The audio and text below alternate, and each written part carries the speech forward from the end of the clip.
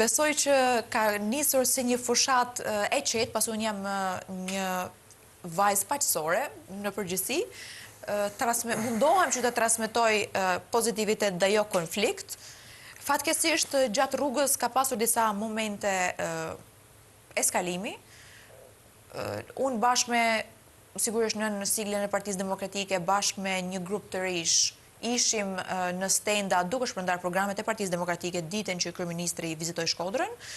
Ne ishim thjesht aty me flamur dhe që pasaj se dite, të gjithë antarët të rinj që kanë qenë në stenda kanë pasur presion të vazhdueshëm duke u marrë me të gjitha bizneset që familjarët e tyre kanë.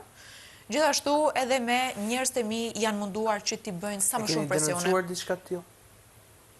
E keni depozituar një ankesë në polici apo në prokurori lidhur me pjesën e presionit? Kjo, ato kanë edhe ato instrumentet e tyre të cilat të bëjnë presion, pa lënë shumë gjurmë. Gjithsesi ne po ndjekim të gjitha hapat ligjore për të faktuar, për të denoncuar dhe për të faktuar, por edhe në deklarata publike të gjitha presionet të cilët